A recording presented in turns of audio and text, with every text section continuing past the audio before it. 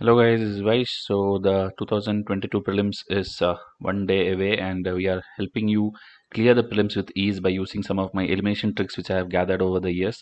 So 4 episodes are done. Please watch it in order. 2021, 20, 19 and 18 is done. Now is the time for 2017 UPSC. So these are the tricks which I use, and based on different questions you will have to know which one to apply. Okay, because in some questions everything will look valid.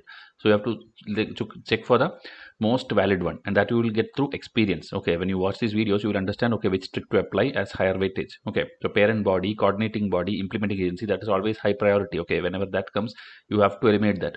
Then if you see date, numbers and all, that also can be go, but if both comes together you have to give weightage for the other one.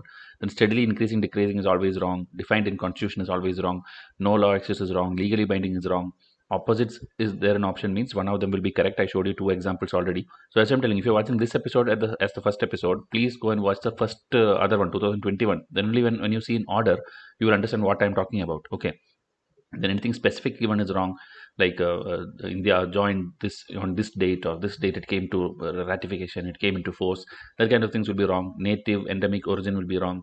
India is instrumental in something is wrong. Outcome of a popular event is will be given wrong.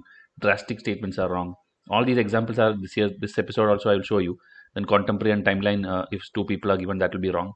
Then basic knowledge of previous year question, one line will help you maybe solve an entire question. Okay, or basic one book like Lakshmikant or Spectrum you read, that one sentence can help you solve an entire question. So we'll see. Before that, please hit subscribe and take us to this golden number, because we are trying to work day and night, and now also it's like early morning, and I'm trying to do this because prelims is just a day away. So first question for 2017, with reference to National Investment and Infrastructure Fund, NIIF, you know, almost all the funds is under the Ministry of Finance, and when they give a parent body, it's an organ of Niti Aayog, it is a wrong statement. Okay, and a number, it is a corpus of 4 lakh crore. Do you think 4 lakh crore and all will be given for such an infrastructure fund, a National Investment Infrastructure Fund? Now only this new things are coming where 100 lakh crore and many things are coming. Okay, but these are like 2017 time. Okay, that time this much big fund were not allocated. It's actually 40,000 crore for this, and it is under the Ministry of Finance. So here answer is neither one nor two. Okay, just by elimination, without even knowing what is this, you did this. Now, which of the following is are famous for Sun Temple? Okay, so this Arsavalli, which I think is in Andhra Pradesh, and this will be around Madhya Pradesh, Amarkantak, because there is a sanctuary also there. Then Omkareshwar. So this, in basic common sense of being an Indian, you will know Om word is always associated with Shiva temples. So if you know that and apply that, you can eliminate these three options and get the answer as one only, because this is the one which is Sun Temple. This again is like, I think many like Vishnu and many other Hindu gods are there. So that is the one which is related to this. Okay, so answer is Arsavalli only.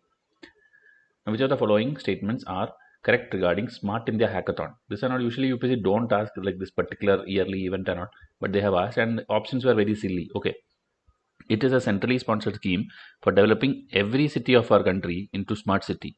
Okay, every city means you. How many cities are there in India? Every city as a smart city are you going to make?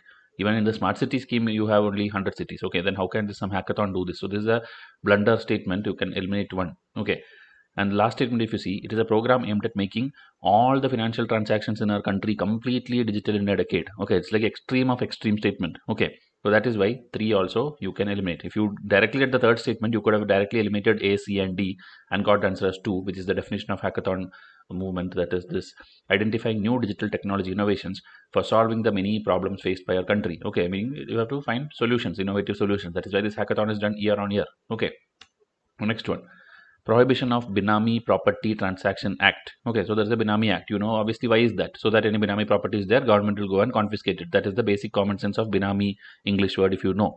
Okay, Hindi, English, everything Benami is Benami only. Okay, now, uh, property transaction is not treated as a Benami transaction if the owner of the property is not aware of the transaction. Okay, this is a very silly thing, but we will read ahead. Properties held Benami are liable for confiscation by the government. Okay, common sense.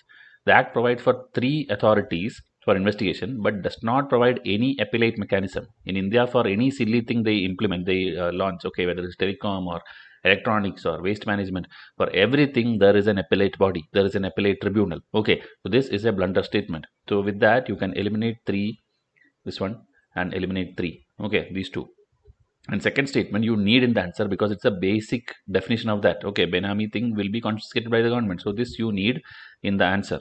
Okay, and this one is actually is what happened to the recent amendment of Benami Act. Okay, like you cannot simply escape by telling like owner is not aware of it, or it's like we do not know about it. You cannot do that. Okay, so that is the latest definition. This also, but anyway, you did not need that. With the knowledge of 2 and 3, you could have got the answer as 2. Okay, now next one.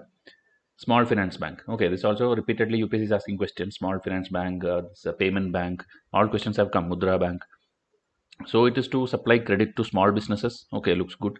It supply credit to small farmers. That also looks good because that is why small banks are there. Okay, it is to encourage young entrepreneurs to set up business. Okay, that too in rural area.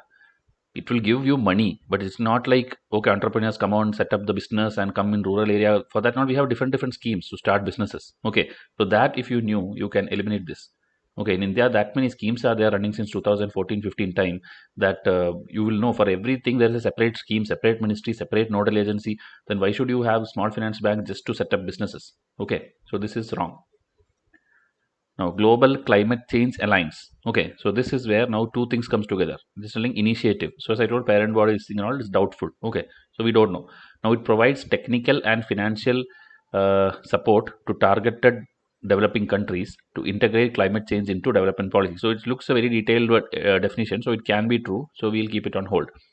It is coordinated by, I told you, coordinated agency. That to this multiple bodies when they give, that is when it is 90% 100% wrong statement. Okay, this has nothing to do with this thing. Okay, this is actually for another green protocol is there. For that, these are the implementing agency. That also was asked by UPSC long back, so they just took that and put it here in the statement. That's why I'm telling, if you have done previous year question paper, you will know that these are coordinating agencies of a different scheme, of a different alliance.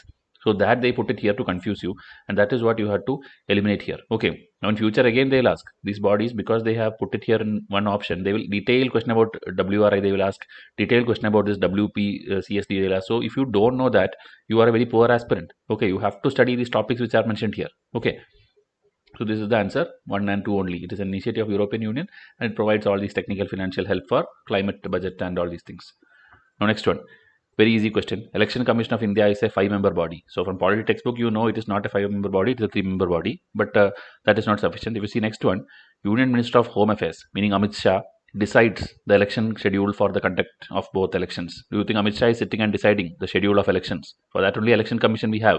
So eliminate statement 2, eliminate statement 2, eliminate statement 2, and answer is 3 only.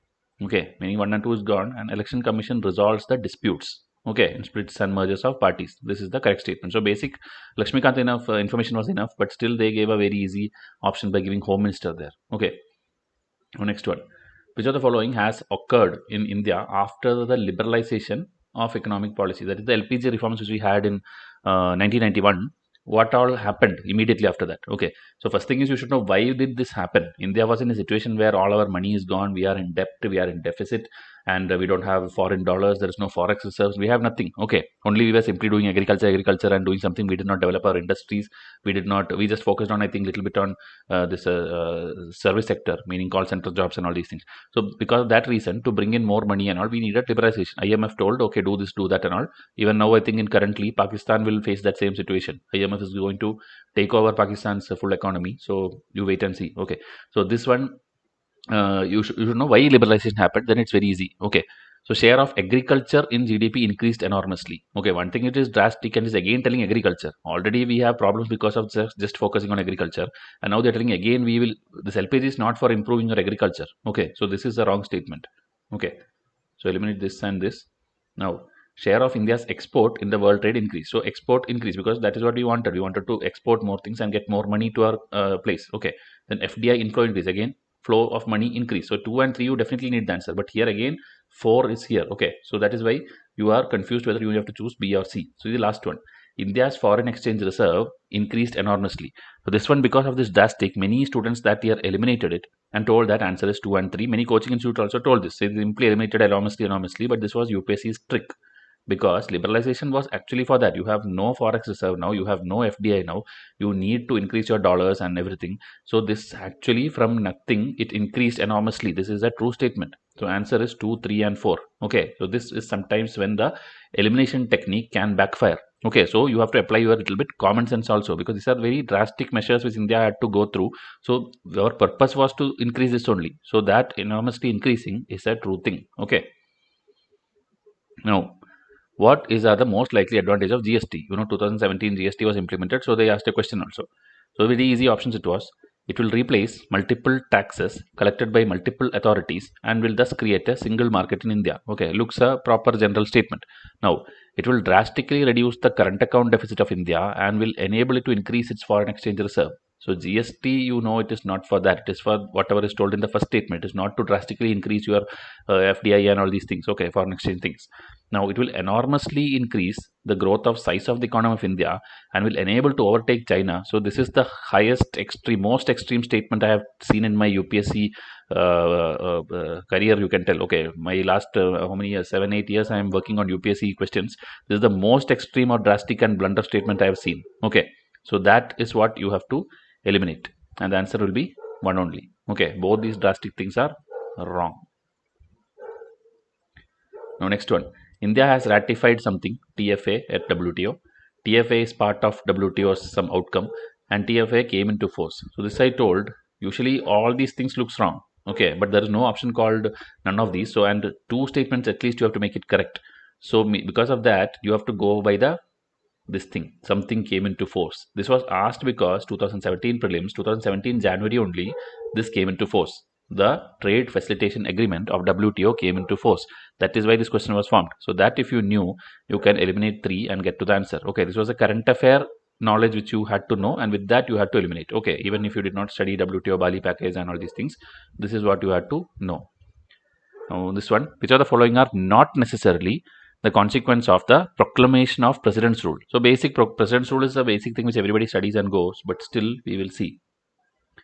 Dissolution of the state legislative assembly, removal of the council of ministers, dissolution of the local bodies. In this, the maximum people will understand that for president's rule, you will not do anything with the local bodies. Okay, dissolution of they are asking not necessary, not okay. That is the trick here, not.